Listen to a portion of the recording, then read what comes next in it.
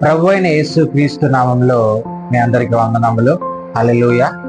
పరిశుద్ధాత్మ దేవుడు మనకిచ్చిన ఈరోజు వాక్య లేఖనాలు ఏమిటంటే, మనం చూస్తే ఒకసారి మన విశ్వాసం ద్వారా దేవుడు ఈరోజు మనల్ని నీతిమంతులుగా చేస్తున్నామని చెప్తూ ఉన్నాడు. ప్రభు అయిన యేసు క్రీస్తు ద్వారా ఈరోజు మనం సమాధానం కలిగి ఉన్నామని చెప్తూ ఉన్నాడు. అదే విధముగా మనము ఆయన కృపలో దేవుడు మనకు ప్రవేశం ఇచ్చాడు అనే విషయం గురించి దేవుడు పరిశుద్ధాత్మ దేవుడు ఈరోజు మనతో మాట్లాడుతూ ఉన్నాడు. రోమిలికి రాసిన పత్రిక 5వ అధ్యాయము 1 నుంచి మనం 5 వచనాల వరకు ఈరోజు ధ్యానిద్దాము. చూడండి, 5వ అధ్యాయము 136 పేజీ నెంబరు, కొత్త నిబంధన. త్వరగా. కాబట్టి విశ్వాస మూలమున మనము నీతిమంతులుగా తీర్చబడి మన ప్రభు అయిన యేసు క్రీస్తు ద్వారా దేవునితో సమాధానము కలిగి ఉందము. మరియు ఆయన ద్వారా మనము విశ్వాసం వలన ఈ కృపయందు ప్రవేశగలవారమై అందులో నిలిచియుండి దేవుని మహిమను గూర్చిన నిరీక్షణను బట్టి అతిశయపడుచున్నాము. అంతేకాదు శ్రమ ఓర్పును, ఓర్పు పరీక్షను, పరీక్ష నిరీక్షణను కలుగుజేయనని ఎరిగి శ్రమలయందును అతిశయపడుదుము. ఎందుకనగా ఈ నిరీక్షణ మనలను సిగ్గుపరచదు. మనకు అనుగ్రహింపబడిన పరిశుద్ధాత్మ ద్వారా దేవుని ప్రేమ మన హృదయములలో కుమ్మరింపబడి ఉన్నది. హల్లెలూయా. చిన్న ప్రార్థన చేసుకుందాం. మహోన్నతుడా, నీ కొందనాలు స్తోత్రాలు నాయన తండ్రి. ప్రభువా, నీ చెలువు సాటున మమ్మల్ని మరుగుపరుచుకుని తండ్రి నాయన, నీ వాక్ ద్వారా మాతో మాట్లాడమని నజరేయుడైన యేసు క్రీస్తు నామములో అడిగి వేడుకున్నాం తండ్రి. ఆమేన్. మొదట మనం చూస్తే మొదటి వచనములో విశ్వాస మూలముగా నీతిమంతులముగా తీర్చబడి. హల్లెలూయా. దేని మూలముగానంట? విశ్వాస మూలముగా నీతిమంతులుగా తీర్చబడి అని అంటూ ఉన్నాడు. రెండోది యేసు క్రీస్తు ద్వారా దేవునితో సమాధానము అంటూ ఉన్నాడు. అయితే మనం జ్ఞాపకం చేసుకోవాల్సింది ఏంటి అని అంటే, అయితే మొదట మనము దేవునితో ఎలాగా సమాధానం పడేలాగా యేసు క్రీస్తు ప్రభువారు మనమల్ని చేశాడో ఒకసారి మనం జ్ఞాపకం చేసుకుందాము. యెషయా గ్రంథము 53:5 వచనం చదువుకుందాం. యెషయా గ్రంథము పాత నిబంధన 5వ వచనం ఒకసారి చదువుకుందాం. 53 త్వరగా. యెషయా 53:5 వచనం. మన అతిక్రమములను బట్టి అతడు గాయపరచబడెను, మన దోషములను బట్టి నలగొట్టబడెను, మన సమాధానార్థమైన శిక్ష తన మీద పడెను, అతడు పొందిన దెబ్బల చేత మనకు స్వస్థత కలిగి ఉన్నది. హల్లెలూయా. ఈరోజు అంటే దేవునికి మనకు ఎందుకు సమాధానము లేకుండా పోయింది? దేవునికి మనకు ఎందుకు దూరం అయిపోయింది? దేవునికి మనము ఎందుకు దూరస్తులుగా అయిపోయినాము? మరి యేసుక్రీస్తు ప్రభు ద్వారా ఎందుకు సమీపస్తులుగా అయినామో ఈరోజు మనం జ్ఞాపకం చేసుకుంటే మనం అందరికీ తెలిసిన విషయమే. ఆది కాండములో అవ్వ ఆదామును దేవుడు సృజించి ఏదైనా వనములో సేద్యము చేయుటకు దేవుడు, తండ్రి అయిన దేవుడు వాళ్ళని ఏదైనా వనంలో ఉంచాడు. హల్లెలూయా. దేవుడు చెప్పిన మాట ప్రకారము వాళ్ళు వినకుండా దేవుని ఆజ్ఞని అతిక్రమించి దేవుడు తినద్దన్న పండుని తినడం వల్ల వాళ్ళు ఏమయ్యారంటే దేవునికి దూరం అయిపోయారు, సాతానికి దగ్గరయ్యారు. హల్లెలూయా. దేవునికి అవ్వమ్మకి ఆదాముకున్న ఏదైతే ఆత్మ సంబంధమైన సమాధానం ఉందో, ఏదైతే ఆత్మ సంబంధమైన సంబంధం ఉందో, ఏదైతే ఆత్మ సంబంధమైన ప్రేమ ఉందో, ఆత్మ సంబంధమైన విశ్వాసంతో దేవునితో గడుపుతూ ఉన్నారో దానికి దేవునికి వాళ్ళకి దూరం అయిపోయారు. హల్లెలూయా. చూడండి, ఈరోజు మనము ఒక ప్రాంతం నుంచి ఇంకో ప్రాంతమునకు మనం ప్రయాణం అవుతూ వెళ్ళినప్పుడు మధ్యలో ఏదో ఒక నది నది వచ్చింది అనుకోండి, అడ్డు వచ్చింది. ఒకవేళ ఆ బ్రిడ్జి పోయింది అనుకోండి, ఆ బ్రిడ్జి పోయినప్పుడు అటుపక్క నుంచి ఇటుపక్క నుంచి ఏమవుతుంది, రాకపోకలన్నీ కూడా అంతరాయం అయిపోయి ఆగిపోతూ ఉంటాయి. అయితే ఆ బ్రిడ్జిని ఎప్పుడైతే మళ్ళీ పునర్నిర్మాణం చేస్తామో, దాన్ని ఎప్పుడైతే మళ్ళీ కడతామో, కొత్తగా నిర్మించగలుగుతామో, అప్పుడు ఈ పక్క నుంచి ఆ పక్కకి ఏమవుతాయి, ఈ ప్రయాణం అనేది జరుగుతూ ఉంటది.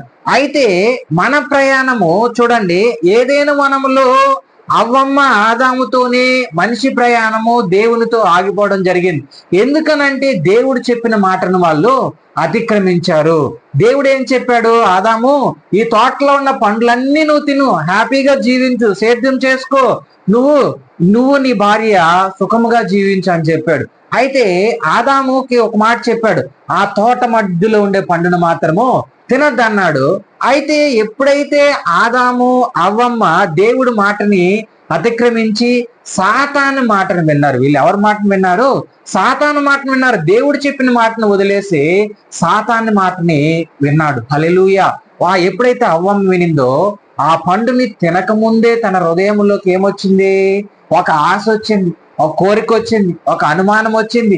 ఇవన్నీ ఏర్పడినాయి. ఎందుకు ఏర్పడినాయి అంటే, సాతానుడు ఏం చేశాడు, ఆమె బుర్రలో ఒక చిన్న మెలికి పెట్టేశాడు. ఏమనంటే, నువ్వు ఈ పండు తింటే నువ్వు దేవదూతలాగా మారిపోతావు, ఈ పండు తింటే నీ కళ్ళు తెరవబడతాయి, నువ్వు దేవుని కన్నా కూడా ఇంకా రకరకాల ఆలోచనలు పెడతారు అన్నాడు మనిషికి.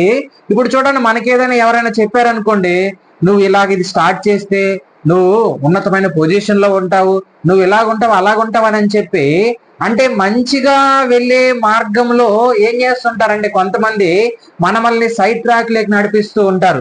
హల్లెలూయా. ఈ రోజు అక్కడున్న పరిస్థితి ఏంటంటే, ఏదైనా వనంలో ఉన్న పరిస్థితి, వాళ్ళు దేవునితో నడుస్తూ ఉన్నారు, దేవునితో గడుపుతూ ఉన్నారు, దేవునితో మాట్లాడుతూ ఉన్నారు. దేవుని ప్రేమలో, దేవుని రెక్కల నీడలో ఉన్న ఆ కుటుంబంలోనికి సాతానుడు ఎంటర్ అయినాడు. హల్లెలూయా. సాతానుడు ఎంటర్ అయినాడు. ఎప్పుడైతే సాతాను ఎంటర్ అయ్యి ఆ పండుని వాళ్ళిద్దరూ తిన్నారో, వెంటనే వాళ్ళు ఏమయ్యారంటే దేవునికి దూరం అయిపోయినారు. ఏదైనా వనము, ఆ దేవుని నివసించే స్థలంలో నుంచి వాళ్ళు ఏమైనారంటే తోలివేయబడ్డారు బయటికి. హల్లెలూయా. ఈరోజు మనము చూడండి, ఏదైనా వనములో నుంచి అవ్వ ఆదాము బయటికి తోలివేయబడినప్పటి నుంచి దేవుడు ఏం చేస్తూ వచ్చాడనంటే, చూడండి అనేక మంది, చూడండి తర్వాత ఆదాము కుటుంబంలో నుంచి హేబేలు ఏం చేశాడు, దేవునికి అర్పణిచ్చాడు. అదే విధముగా నోవాహు కుమారులు, అక్కడి నుంచి మనం తీసుకుంటూ వస్తే అనేక మందిని దేవుని ఏర్పాటు చేసుకొని, తర్వాత ఈ లోకంలో ఉన్న ప్రతి ఒక్క మనిషిని దేవుని వైపు నడిపించుకున్నటకు ప్రవక్తలను, రాజులను, న్యాయాధిపతులను, అదే విధముగా అనేక మందిని దేవుడు ఏం చేశాడు, ఈ లోకంలో చేశాడు. అనేక మందిని ఈ లోకంలో ఏం చేశాడంటే పైకి లేపాడు అన్నమాట. ఎందుకనంటే తన బిడ్డలు దారి తప్పిపోయి ఉన్నారు, వాళ్ళని ఏం చేయాలి, సరైన మార్గంలో నడిపించాలి. వాళ్ళందరినీ ఎక్కడ, ఈ లోకం అనే మార్గంలో ఉన్నారు వాళ్ళు. ఎప్పుడైతే ఈ పండు తిన్నారో వాళ్ళ హృదయంలోనికి ఎవరు ఎంటర్ అయిపోయినారంటే సాతానుడు ఆలోచనలు, సాతానుడు తలంపులు. ఆ తలంపుల వల్ల మనిషి హృదయం ఏమైపోయిందంటే వెలుగుగా ఉన్న హృదయము చీకటగా అయిపోయింది. హల్లెలూయా. దేవుని ఆత్మతో నింపబడి ఉన్న హృదయము, దేవుని మాటలతో నింపబడి ఉన్న హృదయము, దేవుని ఆత్మ సంబంధమైన ఆలోచనలతో నింపబడి ఉన్న ఆ హృదయంలోనికి సాతాను తలంపులు, సాతాను ఆలోచనలు, దురాలోచనలు, ఈ లోక సంబంధమైన ఆశలు, ఈ లోక సంబంధమైన ప్రతి ఒక్కటి చూడండి, ఆత్మ సంబంధముగా ఉన్నప్పుడు, ఆత్మ సంబంధమైన నేత్రములు కలిగి ఉన్నప్పుడు అవ్వ ఆదాము దేవుడు తప్ప, ఆ తోటలో ఉన్న మంచివి తప్ప దేనిని కూడా, చెడుదాన్ని ఎప్పుడు దాని దగ్గరికి వెళ్ళలేదు. దాని దగ్గరికి ఏం చెప్పాడు దేవుడు, వెళ్ళొద్దురా బాబు అన్నాడు, వెళ్ళలేదు. అయితే పక్కనోళ్ళు వచ్చి ఎప్పుడైతే ఆ సాతానుడు వచ్చి మాట్లాడాడో వెంటనే ఆలోచన వచ్చింది, నీ జీవితము నా జీవితంలో కూడా సాతానుడు ఏదో ఒక రకంగా ఎంటర్ అవుతాడు. ఎందుకు ఎంటర్ చేస్తాడనంటే, నువ్వు దేవునితో నడవటము, దేవునితో గడపటము, దేవునికి దగ్గరగా ఉండటము, దేవుని నువ్వు ప్రతిష్ఠించుకొని ఉండటము వాడికి నచ్చదు. ఎప్పుడు కూడా ఒక కుటుంబము హ్యాపీగా దేవునిలో ముందుకు వెళ్తూ ఉంది, ఒక సంఘము దేవునిలో ముందుకు వెళ్తూ ఉన్నప్పుడు సంఘంలో కాల్తలు రేపుతాడు, కుటుంబంలో కాల్తలు రేపుతాడు. ఎందుకనంటే సాతానుడికి ఏం చేయాలంటే నిన్ను నన్ను దేవునికి దూరంగా చేయాలన్నది వాడి ఆలోచన. అయితే వాడి ప్రతి ఒక్క కుయుక్తిని నువ్వేం చేయాలనంటే వెంటనే గ్రహించగలగాలి. నువ్వు ఎప్పుడు గ్రహించగలుగుతావంటే నీలో ఆత్మ సంబంధమైన కన్నులు తెరవబడి ఉన్నప్పుడు, ఆత్మ సంబంధముగా దేవునితో నువ్వు దగ్గరగా ఉన్నప్పుడు ఖచ్చితంగా నువ్వు ఎలాగుంటావనంటే సాతానుడు వేసే ప్రతి ఒక్క కుయుక్తిని నువ్వు ఏం చేయగలుగుతావు? జయించగలుగుతావు. ఎందుకనంటే నువ్వు ఎవరిని కలిగి ఉన్నావంటే జీవము కలిగిన దేవుణ్ణి కలిగి ఉన్నావు. ఆయన మాట ఈరోజు నిన్ను జీవింపజేస్తుంది. ఆయన మాట నిన్ను ఈరోజు బ్రతికిస్తోంది. ఆయన మాట ఈరోజు నీ చీకటిగా ఉన్న నీ జీవితంలోనికి వెలుగునిచ్చి ఉన్నాడు. హల్లెలూయా. చూడండి, ఆయన జీవము లేని నీకు నాకు జీవమునిచ్చి ఉన్నాడు, నిత్య జీవమునిచ్చి ఉన్నాడు. అయితే ఎప్పుడైతే దేవునికి నరునికి ఉన్న సంబంధం ఎప్పుడైతే దూరం అయిపోయిందో అప్పటి నుంచి అనేక మందిని దేవుడి లోకానికి పంపించాడు. హల్లెలూయా. అనేక మందిని పంపించాడు. కానీ పంపిస్తే ఏమైందంటే మనుషులు ఎలాగున్నారని అంటే భయంకరమైన ఈ లోకానికి ఏమైపోయినారు? అంటగట్టిపోయిన దేవునికి దూరం అయిపోయినారు. ఈ లోకంలో ఉండే ప్రతి ఒక్క దానికంటే ఈ లోకంలో ఏమేమి ఉన్నాయో అవన్నిటిపైన ఆశ పెంచుకొని అవన్నిటిని వాళ్ళు ఏం చేసుకున్నారంటే ఓన్ చేసుకున్నారు. అదే జీవితము, అదే శాశ్వతము, దీని ద్వారానే మేము బ్రతుకుతూ ఉన్నాము, దీని ద్వారానే మేము జీవిస్తూ ఉన్నాము అని ఆలోచించుకొని వీళ్ళందరూ ఎంతమంది ప్రవక్తలు వచ్చినా ఎంతమంది రాజులు వచ్చినా వీళ్ళు ఏం చేస్తున్నారంటే కొద్దిసేపు వాళ్ళ హృదయముల్లో కొంచెము బాగున్నప్పుడు మాత్రం దేవుణ్ణి అలాగా సంతోషిస్తూ ఆనందింపజేస్తూ ఉన్నారు. తర్వాత ఏం చేస్తున్నారంటే దేవుని ట్రాక్ని తప్పిపోయి లోకమనే ఆశల్లో పడిపోతూ ఉన్నారు. హల్లెలూయా. ఆది నుంచి కూడా సరే ఈ రోజుకి కూడా అదే జరుగుతూ ఉంది. అయితే మనముల్ని దూరంగా ఉన్న మనమల్ని దగ్గరగా చేయుటకు తండ్రి వీళ్ళందరినీ పంపించాడు. ప్రయోజనం లేకుండా పోయింది. హల్లెలూయా.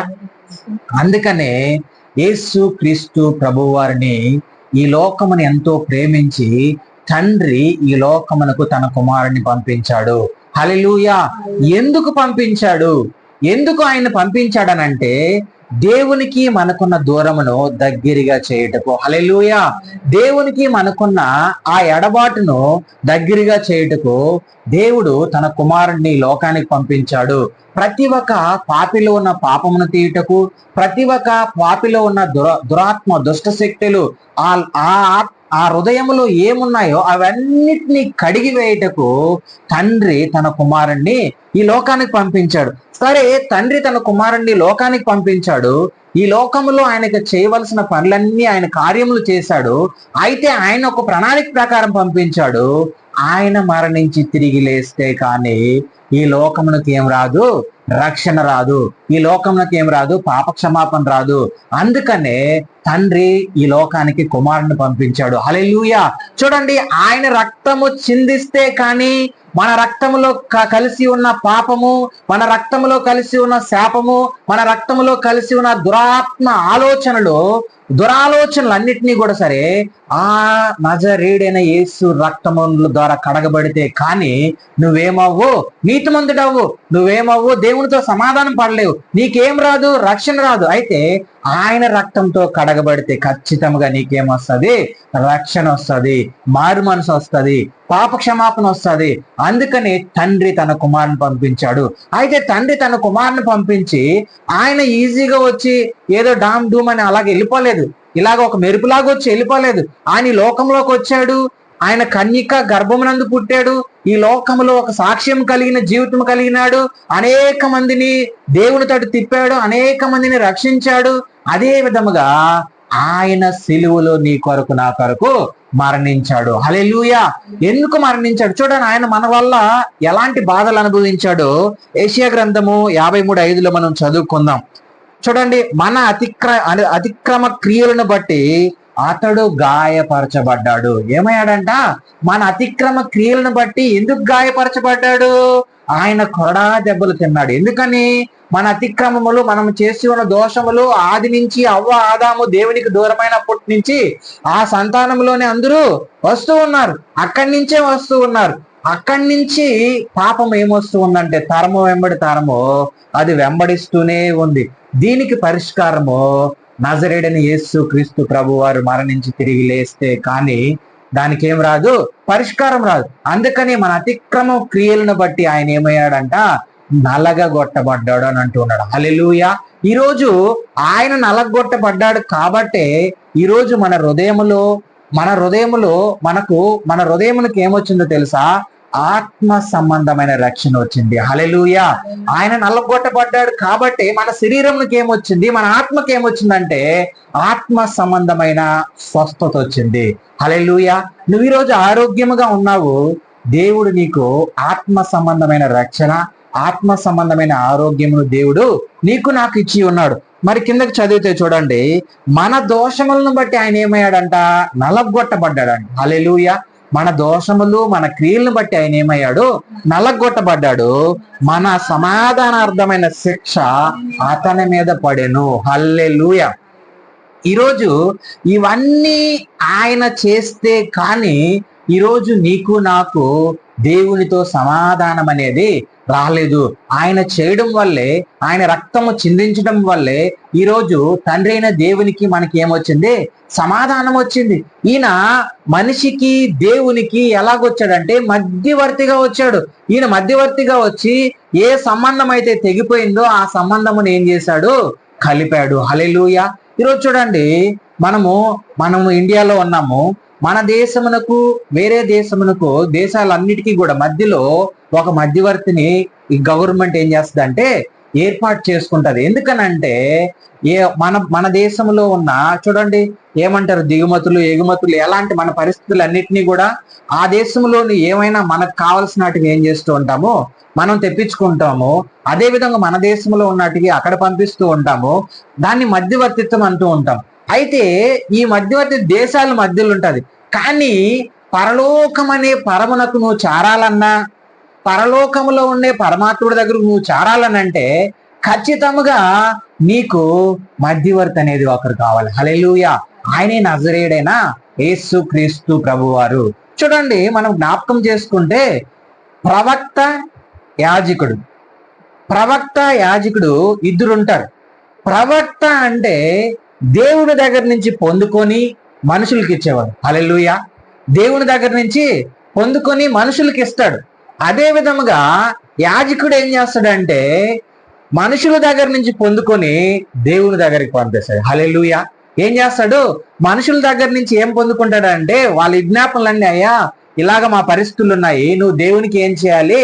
మొరపెట్టు అని అంటాడు. హల్లెలూయా. చూడండి, ప్రవక్తకి యాజకుడికున్న ఎంత వ్యత్యాసం ఉందనంటే చూడండి, మోషే గారు ఏం చేశారు? దేవుని దగ్గర నుంచి పొందుకొని ఆ 10 ఆజ్ఞల పలకని దేవుని దగ్గర నుంచి తీసుకొచ్చి ఎవరికి ఇచ్చాడు? ఇజ్రాయెల్ ప్రజలకి ఇచ్చాడు. అదే విధముగా చూడండి, మళ్ళా అహరోన్ ఉన్నాడు. అతను ఏం చేసేవాడు? యాజకత ధర్మం చేసేవాడు. యాజకుడిగా ఉన్నాడు. అతను కుమారులు యాజకులుగా ఉన్నారు. వాళ్ళు ఏం చేసేవాళ్ళనంటే మనుషులు ఇజ్రాయెల్ ప్రజల దగ్గర ఉన్న ప్రతి ఒక్క అవసరములను తీసుకొని దేవుని పాదముల దగ్గర పెట్టి దేవుని దగ్గర నుంచి వాళ్ళు విన్నపములను దేవుని దగ్గర పెడితే దేవుడు ఏం చేసేవాడు? వాళ్ళకి సమాధానం ఇచ్చేవాడు. హల్లెలూయా. చూడండి, మనకు ఆయన ఎలాగొచ్చాడనంటే గొప్ప ప్రవక్తగా దేవునికి మనకు మధ్యవర్తిగా వచ్చి ఆయన ఏం చేశాడంటే మనకు దేవునికి తెగిపోయిన బంధమును ఏం చేశాడు? కలిపాడు. హల్లెలూయా. ఆయన ఎలా కలిపాడనంటే ఆయన విమోచకుడుగా, ఆయన బలి అయ్యి సిలువలో ఆ రక్తము చిందించడం ద్వారా, అదే విధముగా ఆయన మరణించి తిరిగి లేయడం ద్వారా నీకును నాకును సమాధానమునిచ్చి దేవుడు దేవునితో సమాధానంగా కలిపాడు. హల్లెలూయా. ఈరోజు మనం జ్ఞాపకం చేసుకుంటే ఇక్కడ అంటూ ఉన్నాడు, కాబట్టి విశ్వాస మూలముగా మనము నీతిమంతులుగా తీర్చబడితిమి. అదే విధంగా యేసు క్రీస్తు ద్వారా ఈరోజు దేవునికి మనకేం కలిగి ఉన్నాము? సమాధానం కలిగి ఉన్నాము. సమాధానము చూడండి, ఎఫెసీయులకు రాసిన పత్రికలో ఒక మాట ఉంటది. ఏమనంటే మునుపైతే మనం ఎలాగున్నాము? దూరస్తులుగా ఉన్నాం. ఇప్పుడైతే సమీపస్తులుగా ఉన్నాం. ఎక్కడుంటది ఆ మాట? తీయండి త్వరగా. చదువు.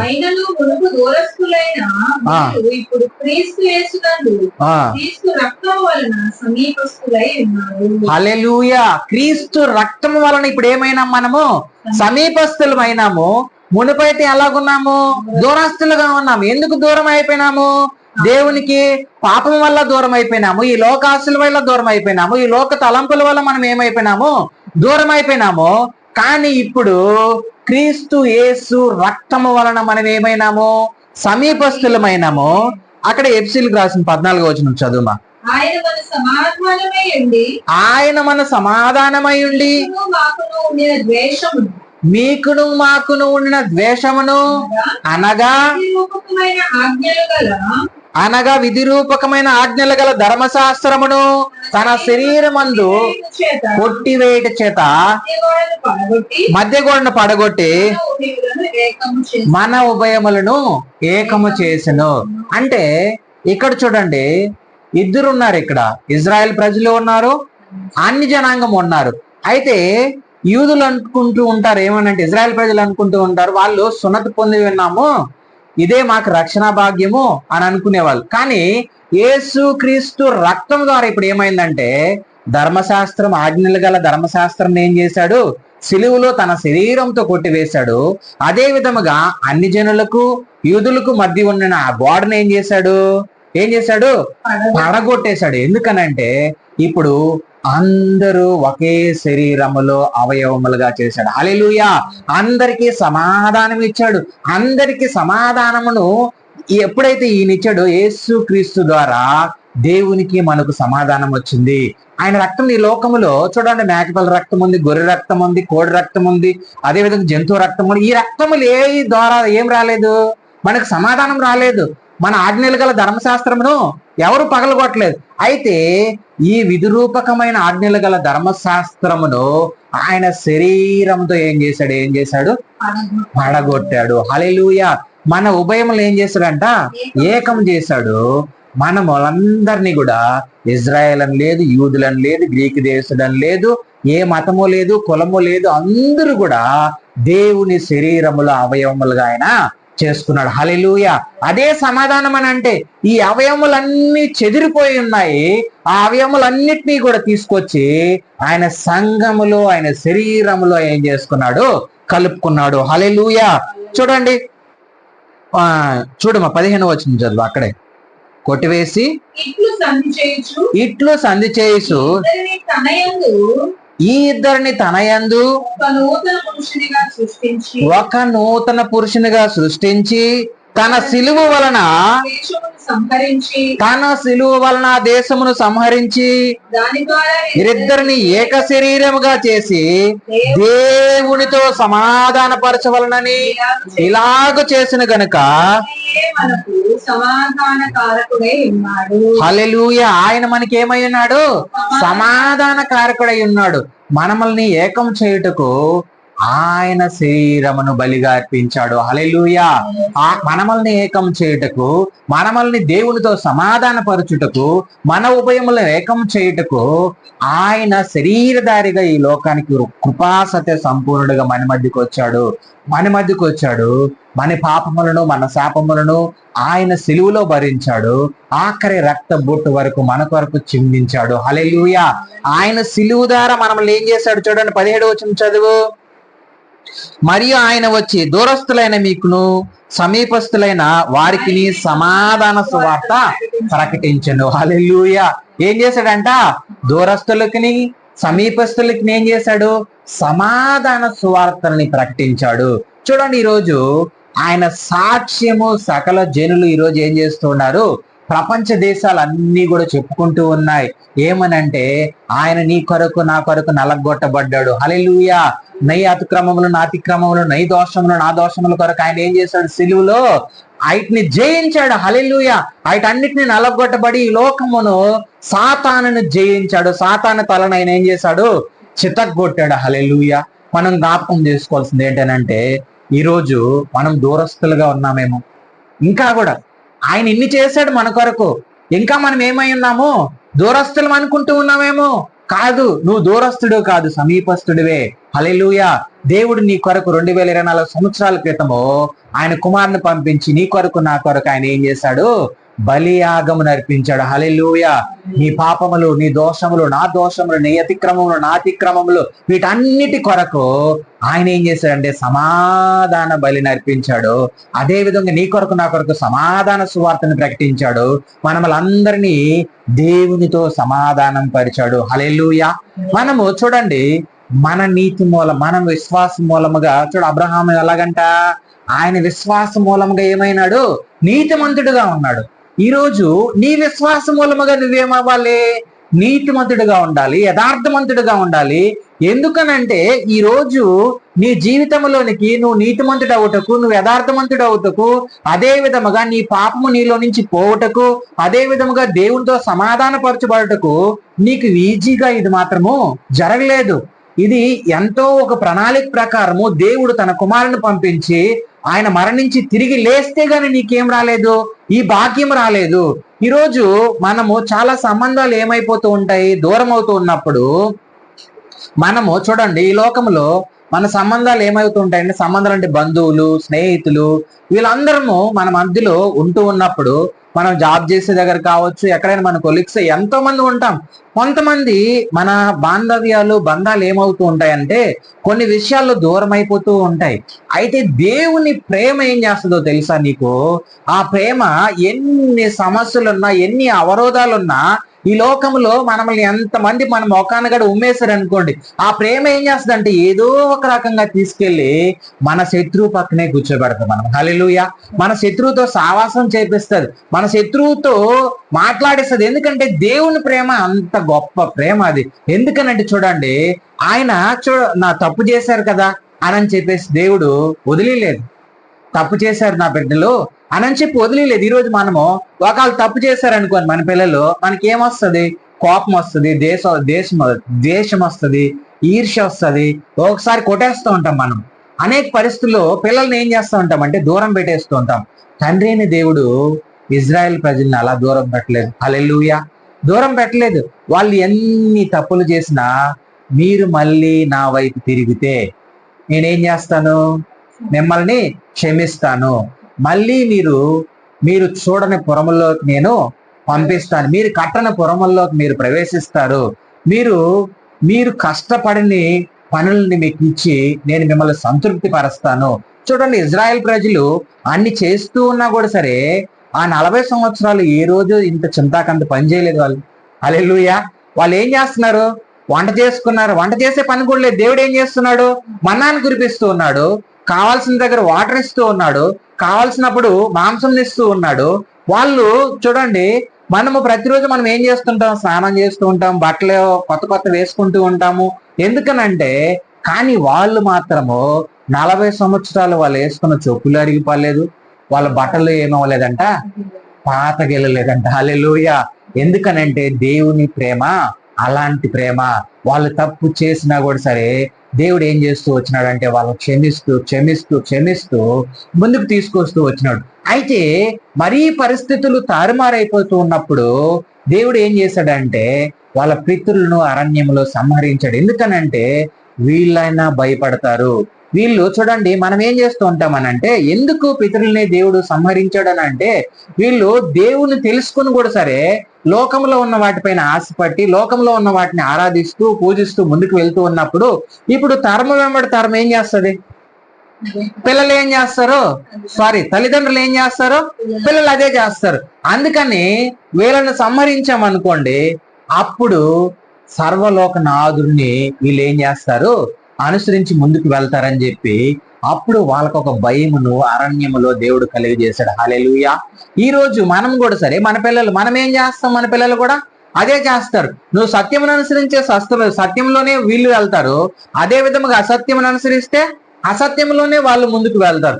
అందుకని దేవుడు ఒక్కొక్కసారి వాళ్ళని భయపెట్టినా కూడా సరే వాళ్ళందరినీ తన హక్కును చేర్చుకొని వాళ్ళకి శ్రేష్టమైన దేశమును పాలు తేళ్లు ప్రవహించే దేశం ఇచ్చాడు. హల్లెలూయా. ఎంత గొప్ప దేవుడు చూడండి. ఇచ్చిన వాగ్దానం అబ్రహాముకు దేవుడు వాగ్దానం చేశాడు. ఆ వాగ్దానమును ఎవరి ద్వారా ఏర్పాటు చేసుకున్నాడు చూడండి, మోషేని పిలిపించుకున్నాడు. అదే విధముగా మోషే మాత్రము పాలు తేళ్లు ప్రవహించే కనాను దేశంలోకి వెళ్ళలేదు, కానీ యోర్దానికి యువతలే ఉండి ఆయన మరణించడం జరిగింది. అయితే తద్వారా అంతటితో తన ప్రయాణమును తన బిడ్డల ప్రయాణమును ఆపివేయలేదు దేవుడు. తర్వాత ఎవరిని ఏర్పాటు చేసుకున్నాడు, యెహోషువని ఏర్పాటు చేసుకున్నాడు. యెహోషువ ద్వారా ఆ పాలు తేళ్లు ప్రవహించే దేశమును స్వాస్థ్యముగా దేవుడు ఇచ్చాడు. ఈ రోజు నీకు నాకు ఇచ్చిన స్వాస్థ్యం ఏంటో తెలుసా? నజరేయుడైన యేసుక్రీస్తు ప్రభువారి నీకు నాకు ఇచ్చిన స్వాస్థ్యము ఏంటంటే ఆయన పెట్టిన భిక్ష, ఆయన పెట్టిన ఆ రక్షణ భాగ్యం ద్వారా ఈ రోజు నువ్వు నేను ఎక్కడికి చేరుకోగలుగుతాం తెలుసా? పరలోకము. అది మరీ శ్రేష్టమైనది. హల్లెలూయా.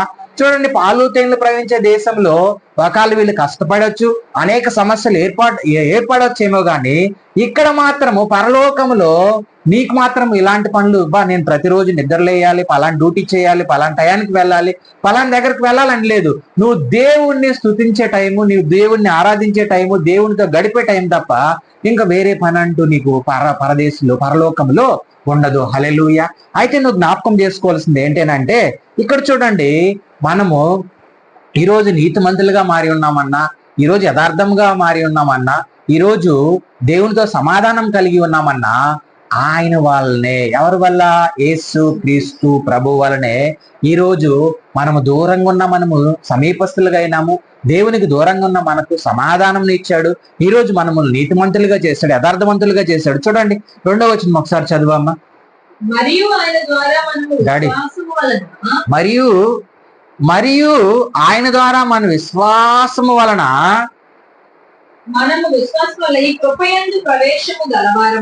ఈ కృపయందు ప్రవేశము గలవారమై అందులో నిలిచియుండి దేవుని మహిమను కూర్చున్న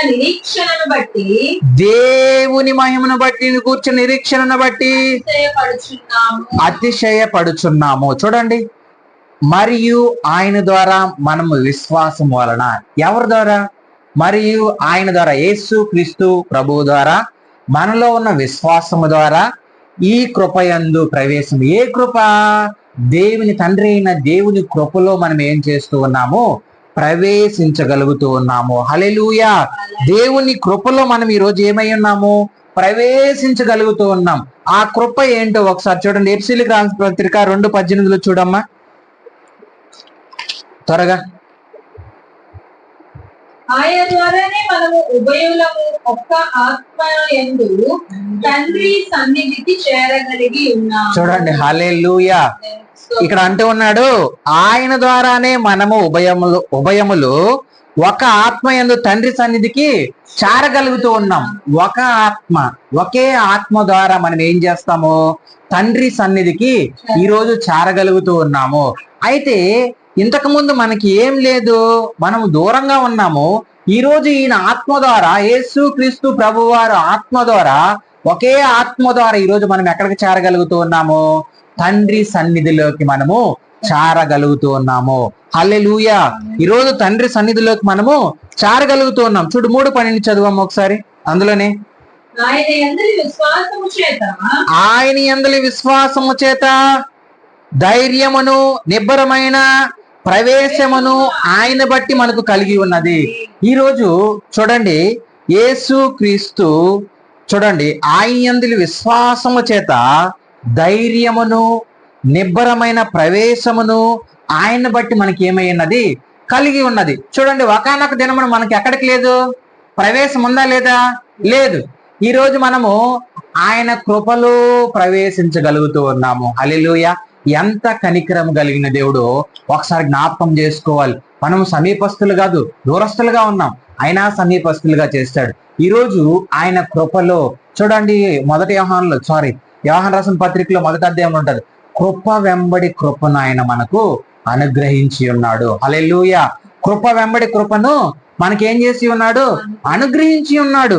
ఈరోజు ఆయన కృపలో మనం ప్రవేశించగలిగినామంటే, ప్రవేశం లేని మనకు, అర్హత లేని మనకు ఈరోజు అర్హతనిచ్చి, రక్షణనిచ్చి, నిత్య జీవమునిచ్చి, స్వతంత్రులుగా చేసి ఈరోజు మనకు ఆయన ఏం చేసి ఉన్నాడు అంటే, ఆయన కృపలో ప్రవేశము కలిగించి ఉన్నాడు.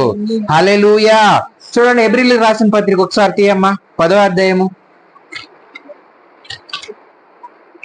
హెబ్రీ 10:19 వచనం ఒకసారి.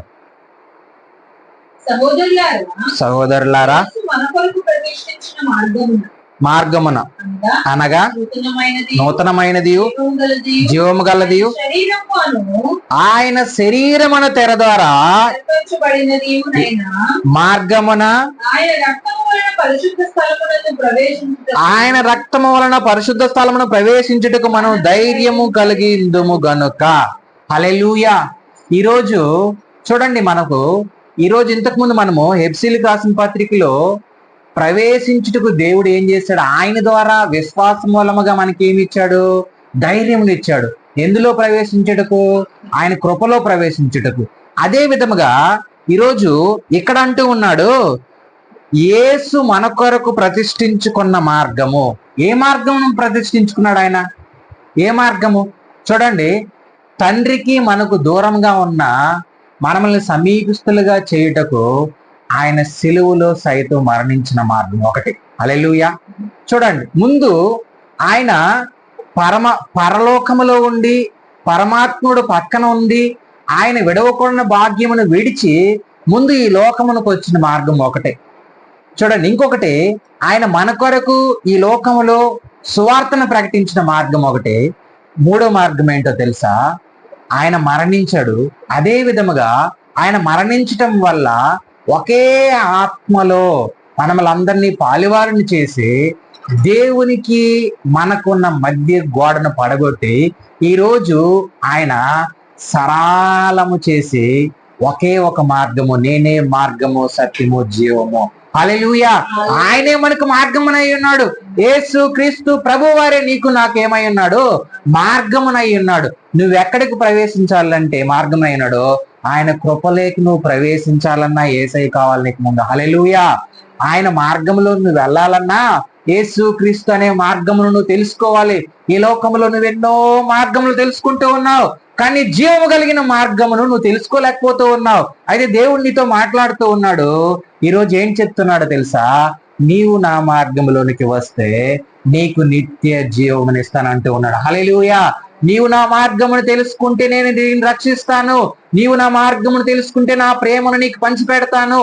ఈ లోకములో ఎక్కడా లేని మంచి ప్రేమ ఎక్కడన్నా ఉందనంటే అది దేవుని దగ్గర ఉంది. హల్లెలూయా. ఆ ప్రేమ ద్వారా ఇక్కడ అంటూ ఉన్నాడు, సహోదరులారా, యేసు మన కొరకు ప్రతిష్ఠించిన మార్గం అనగా అది నూతనమైనది అంట. ఎలాంటిది అది? నూతనమైనది, జీవము కలిగినది. అదే విధముగా చూడండి, ఆయన శరీరమును తెర ద్వారా ఏర్పరచబడినది అయి మార్గము. ఆయన రక్తము వలన మనం పరిశుద్ధ స్థలమునకు నువ్వు చేరాలనంటే ఈరోజు నీతిమంతుడైన యేసు క్రీస్తు రక్తములో నువ్వు కడగబడాలి. హల్లెలూయా. నువ్వు పరిశుద్ధమైన స్థలంలోనికి నువ్వు ప్రవేశించాలన్నా, ఆయన కృపలో నువ్వు ప్రవేశించాలన్నా, నీకు భయం లేకుండా నువ్వు దేవుని సన్నిధానంలో నువ్వు జీవించాలనన్నా ఖచ్చితంగా నువ్వు ఏం కావాలో తెలుసా? ఆయన ప్రతిష్ఠించుకో. ఆయన ప్రతిష్ఠించుకొని యేసు రక్తంలో నువ్వు కడగబడితే పరిశుద్ధమైన స్థలంలోనికి నువ్వు ప్రవేశించగలుగుతావు. ఒకానొక దినమున ఇజ్రాయెల్ ప్రజలు దేవుని సన్నిధానంలోనికి ప్రవేశించాలని అంటే వాళ్ళు సమాధాన బలులని, పాప పరిహారార్థ బలులని, ఇంకా రకరకాల బలులు దేవునికి అర్పించి దేవునితో సమాధానం పడి దేవుని సన్నిధానంలోనికి వాళ్ళు వెళ్ళేవారు. ఈ రోజు నువ్వు యేసు క్రీస్తు అనే ఆయన మన కొరకు వధింపబడిన గొర్రె పిల్లగా ఆయన మన కొరకు బలి అయినాడు. ఆయన రక్తంలో నువ్వు కడగబడితే ఖచ్చితంగా నూతనమైనది, జీవము కలిగినది, పరిశుద్ధమైన మార్గములో నువ్వు చేరగలుగుతావు. హల్లెలూయా. అది ఎవరో కాదు, యేసు క్రీస్తు ప్రభువారు. ఆయన మార్గంలో నువ్వు ప్రవేశిస్తే ఖచ్చితంగా నువ్వేం కలిగి ఉంటావు? ఒకసారి చూడమ్మా, ఇక్కడికి వచ్చి రోమిలకు రాసిన పత్రిక వచ్చి, అందులో ప్రవేశించిన గలవారమై అందులో నిలిచియుండు. యాగం ఏముండాలంట? నువ్వు ప్రవేశిస్తావు. ఎందులో? కృపలో. ఆయన కృపలో నువ్వు ప్రవేశించి అందులో మళ్ళీ ఏమై ఉండాలంట? నిలిచియుండి. అంటే నిలవకుండా ఉండే వాళ్ళు కూడా ఉన్నారు. ఎందుకంటే ఆయన కృపను తెలుసుకుంటూ ఉన్నారు, ఆయన మహిమను తెలుసుకుంటూ ఉన్నారు, ఆయన జీవం కలిగిన దేవుడు అని తెలుసుకుంటూ ఈ కృపలో నుంచి కృపలోకి ప్రవేశించి కూడా చాలా మంది ఏం చేస్తున్నారంటే వెనకకు వెళ్ళిపోతూ ఉన్నారు. వెనకకి వెళ్ళొద్దు. వెనక అగాధం ఉందంట. ఏముంది? అగాధం ఉంది, భయంకరమైన నరకం ఉంది, అగ్ని ఆరదు, పురుగు సావదు, భయంకరమైన పరిస్థితులు. నువ్వు ముందునే వెళ్ళు. ముందునే ఎవరున్నారో తెలుసా? దేవుని మార్గం ఉంది. హల్లెలూయా. నీ ముందు ఎవరున్నారో తెలుసా? యేసుక్రీస్తు ప్రభు వారు ఉన్నారు. ఆయన నువ్వు తప్పిపోతూ ఉంటే ఆయన ఖచ్చితంగా నీ చేయబట్టి ఆయన ఏం చేస్తాడు? నడిపిస్తాడు. నువ్వు నిలిచి ఉండాలి. చూడండి, ఒంటి కంట స్థిరత్వం ఉన్నదంటే, ఒంటి తెలుసు కదా మనకి, క్యామెల్. అది దాని కాళ్ళు అడుగులు ఒక దగ్గర ఇలాగ వేసి నిలబడలేదంట. ఎందుకనంటే దాని స్థిరత్వం లేదు, దాని మనసు అలాంటిది. గాడిద ఉందనుకో, గాడిదకి ఏం చేస్తుందంట, దానికి కామతృత్వ ఆలోచనలు అంట. అంటే దాని ఆలోచన ఎప్పుడు కూడా పాపం చేయాలన్న ఆలోచన. ఈ ఒంటి ఆలోచన ఏంటంటే స్థిరం లేకుండా ఒక అడుగు ఒక దగ్గర వేసి స్థిరంగా నిలబడలేదంట. అయితే నువ్వు ఒంటివి కాదు, గాడిదివి కాదు. మనము దేవుని స్వరూపములో దేవుని స్వరూప్యమును పోల్చుకొని దేవుని ఆత్మను పొందుకొని ఉన్న మనల్ని దేవుడు నరులుగా మనల్ని ఏర్పాటు చేసుకున్నాడు. అయితే మనం తప్పిపోయిన వారుగా ఉన్న ఆయన రక్తంలో మనల్ని కడగబడి మళ్ళీ ఆయన వారిగా చేసుకున్నాడు. ఈ కృప ఆయన ద్వారా మనం పొందుకున్న. మనం గొప్పవాళ్ళమని కాదు, నీతిమంతులమని కాదు, యథార్థవంతులమని కాదు. మనము దారి తప్పిపోయి ఉన్నప్పుడు, హల్లెలూయా, మనం ఏమై ఉన్నప్పుడు, దారి తప్పిపోయి ఉన్నప్పుడు ఆయన మనకు సరైన మార్గమును చూపించాడు. ఈరోజు అందులో నిలిచియుండు అంటూ ఉన్నాడు. కృపలో నువ్వు ప్రవేశించి అందులో నువ్వేం చేయాలి? స్థిరముగా నిలబడి ఉండాలి. చూడండి, దేవుని మహిమను గూర్చి నిరీక్షణ బట్టి అతిశయపడుచున్నాను అంటూ ఉన్నాడు. నిరీక్షణ బట్టి దేవుని మహిమ అంటే చూడండి, మనము విశ్వాసం మూలముగా ఈరోజు ఏమైనా నీతిమంతులుగా అయినాము. ఈ విశ్వాసము దేవుని మహిమ నువ్వేం చేయాలంటే కడవరకు రక్షణ పొందుకొని ఉన్న నువ్వు కడవరకు నీ స్థితిని స్థిరముగా ఉంచుకోవాలంట. ఎందులో? ఆయన మహిమలో నీ స్థితిని ఏం చేయాలి? స్థిరముగా ఉంచుకోవాలి. నీ స్థితి అంటే ఏంటి? చూడు, మనము ఇక్కడ అన్నాడు ఏమని, అందులో నిలిచి ఉండి అన్నాడు కదా. మనం ఏం చేస్తామంటే కొద్దిసేపు బయటకు ఒక అడుగు, కొద్దిసేపు దేవునిలోకి ఒక అడుగు వేస్తూ ఉంటాం. వద్దు, అలాంటి జీవితం వద్దు. ఆయన మహిమను, దేవుని మహిమను గూర్చి నిరీక్షణ బట్టి నువ్వు ఆ నిరీక్షణ మహిమను పొందుకోవాలనంటే నీలో ఉన్న విశ్వాసము, నీలో ఉన్న నీతి, నీలో ఉన్న యథార్థత నువ్వు ఈ రోజుటి వరకే కదా ప్రవేశించేశాము కదా దేవుని ఆ కృపలోకి. చాలు అనేది లేదు. ఆయన రాకడ వరకు నువ్వేం చేయాలనంటే ఆయన కృపలో ప్రవేశించి ఉన్నావు కాబట్టి నిరీక్షణ కలిగి ఉండాలి. హల్లెలూయా. విశ్వాస మూలముగా నీతిమంతుడైన అబ్రహామును జ్ఞాపకం చేసుకో. దేవుని వాగ్దానం పొందుకున్నాడు. ఈరోజు ఆయన గురించి మనము ఏం చేస్తూ ఉన్నాం? చెప్పుకుంటూ ఉన్నాం. సాక్ష్యం కలిగిన జీవితం కలిగి ఉన్నాం. నీ పేరు కూడా జీవ గ్రంథంలో లిఖింపబడాలి అంటే నువ్వు కూడా ఒక సాక్ష్యం కలిగిన జీవితం కలిగి ఉండాలి. ఈరోజు యేసు క్రీస్తు ప్రభు వారి గురించి ఆయన లోకంలోకి వచ్చాడు. ఆయన చేయవలసిన కార్యమును జరిగించుకుని ఈరోజు పరమలో ఉన్నాడు. ఈరోజు ఆయన గురించి మనం చెప్పుకుంటూ ఉన్నామని అంటే ఈరోజు ఆయన దేవునికి మనకున్న సమాధానమును, దూరమును దగ్గరగా చేశాడు. హల్లెలూయా.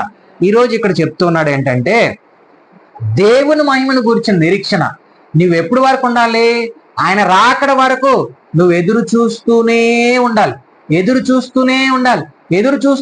స్థిరమైన మనసు కలిగి ఉండి నీ హృదయంలోకి, ఈ హృదయం ఏంటంటే తెలుసా? ఒక కోరికల నిలయం. ఇది ఏంటిది? కోరికల నిలయం. ఈ కోరికల నిలయం ఏం చేస్తుంది అంటే చూడండి, హృదయంలో ఎన్ని గదులు ఉంటాయి? ఎన్ని ఉంటాయి? కానీ ఈ హృదయం, అదే ఈ గుండెలు ఎన్ని ఉంటాయి? 4 ఛాంబర్స్ ఉంటాయి. కానీ ఈ హృదయంలో మాత్రము 4 ఛాంబర్స్ ఉంటాయి, కానీ ఆత్మ మాత్రము ఒకటే. హల్లెలూయా. 4 ఛాంబర్స్ ఉంటాయి. అది ఏం చేస్తాయి? ఆ 4 ఛాంబర్స్ బ్లడ్ ని తీసుకుంటది, బ్లడ్ ని ఫిల్టర్ చేసి పంపిస్తుంది. హల్లెలూయా. అంతేనా? చెప్పాలి. పంపిస్తుంది.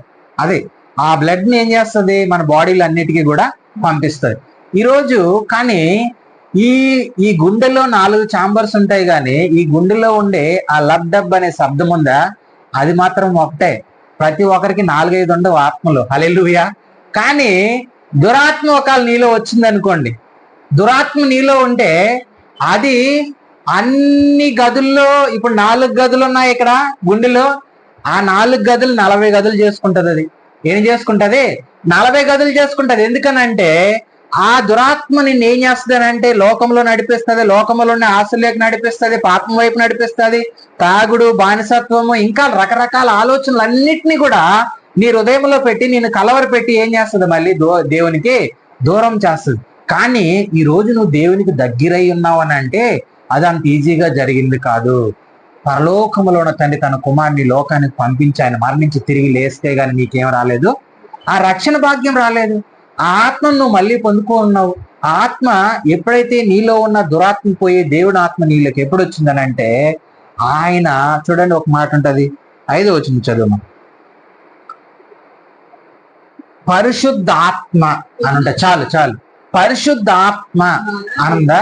చూడండి, పరిశుద్ధ ఆత్మ ద్వారా అని అన్నాడు. పరిశుద్ధ ఆత్మ ద్వారా ఈ రోజు మనం ఏం కలిగి ఉన్నాం? దేవుని ప్రేమను మన హృదయంలో కొమ్మరించబడి ఉంది అంటూ ఉన్నాడు. ఈ రోజు మనం జ్ఞాపకం చేసుకుంటే ఆ పరిశుద్ధ ఆత్మ మనల్ని ఏం చేస్తుందంటే, ఈ రోజు నడిపిస్తూ ఉన్నాడు. మనల్ని నీతిమంతులుగా చేస్తుంది, ఈ రోజు మనం యథార్థమంతులుగా చేసింది, మనకు దేవునితో సమాధానం ఇచ్చింది, ఆయన కృపలో ప్రవేశించే వారిగా చేసింది. హల్లెలూయా. ఈ రోజు ఆయన కృపలో స్థిరంగా ఉండేదానికి కూడా ఏం చేస్తూ ఉంది? ఆత్మ అయితే, దేవుని ఆత్మ మనల్ని పోరాడుతూ ఉంటది. ఈరోజు మనలో ఉన్న ఆత్మ ఏం చేస్తుందంటే మనతో పోరాడుతూ ఉంటది. దేంతో అంటే మనతో అంటే మన శరీరంతో అది ఏం చేస్తుందంటే పోరాడుతూ ఉంటది. ఎందుకనంటే నువ్వు అది చేయొద్దు, అది చూడొద్దు, అలా మాట్లాడద్దు, అలాగా జారిపోవద్దు, నీ చేతులతో అది చేయొద్దు, నీ కాలుతో అది చేయొద్దు, నీ నోటితో ఆ మాట మాట్లాడొద్దు, నీ చెవులతో ఆ మాటలు వినొద్దు, నీ కంటితో చూడండి, ఏదైనా వనంలో దేవునికి దూరమైంది, దేంతో చూసి దూరం అయిపోయింది అవమ్మ? తన కంటితో. హల్లెలూయా. రమ్యముగా ఉన్న పండును చూసి పరలోక నాదుడైన సృష్టించిన నాదుడిని ఆమె ఏం చేసుకునింది? దూరం చేసుకునింది. ఈరోజు నువ్వు నేను రక్తము చిందించిన నీ కొరకు నా కొరకు యేసుక్రీస్తు ప్రభువాని నువ్వు దూరం చేసుకోవద్దు. హల్లెలూయా. ఈరోజు మనము స్థిరమైన మనసు కలిగిన వారముగా ఆయన యందు విశ్వాసం ఉంచి ఆయన యందు నీతి నుంచి మనము ముందుకు వెళ్దాము. ఆయన కృపలో మనం ప్రవేశించున్నాము కనుక ఆ కృపని మనము స్థిరముగా ఉంచుకొని దేవుడు రాకడ వరకు మనము సమాధానం కలిగిన వారముగా ఉండి ముందుకు వెళ్దాము. ఇటు మాటలు దేవుడు దీవించుగాక. ఆమేన్.